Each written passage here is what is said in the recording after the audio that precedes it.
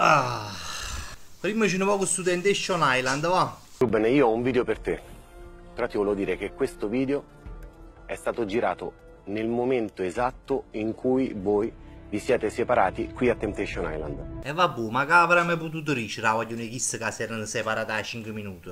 Sto vivendo questa separazione bene perché non vedevo l'ora di distaccarmi da Ruben. Ah, cominciamo che cazzo? Mi stavo innervosendo stare con lui. Ogni cosa che dice mi dà fastidio. Se io ho tutte queste lamentele che faccio è perché c'è qualcosa di fondo che non va bene. Tipo? Cioè anche il fatto che quando i ragazzi si presentavano, non so, magari dicevano io ho una laurea, ho l'azienda, ho questo. E lui vedevo che aveva tutti questi complessi di inferiorità. E vabbè, perché magari si è piato diploma a Ducepu, fatica all'MD, e quindi si mette scontro a dicere. E a me dispiace perché io Perché io? proprio sono stanca della sua presenza al mio fianco. Voglio mandarmi a chi sta a finire sotto in fuoco. Io per 2 anni non l'ho mai tradito, gli sono sempre stata accanto, però è arrivato il momento che io adesso inizio veramente un pochino a pensare a me stessa. Compagno mio, ti conviene di mettere un cappello perché fra poco ti esci nel cornicello. Io ho 20 anni, E non ti piglia la collera ma ti porta manca la chiave.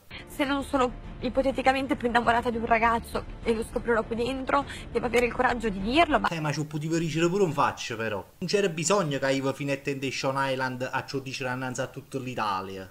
E certe cose o scattano o non scattano. E forse a me...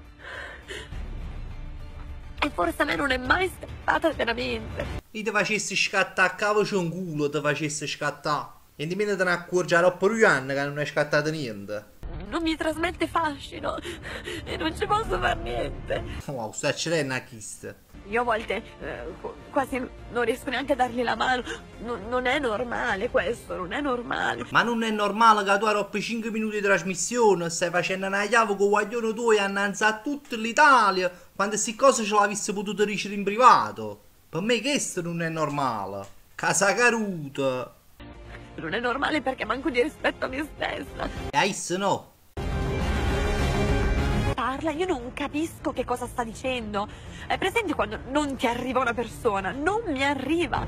Ma io ti facessi arrivare un camion di merda in capo. E vedrai come ti arrivasse. Una volta abbiamo fatto l'amore e io intanto piangevo. E si vede che te ne vociate cipolla. Meno male, avevi che si era pigliata. Si era pigliata pure un poco troppo. Guarda che fa. A chi se c'ha un cappello, c'ha un cilindro.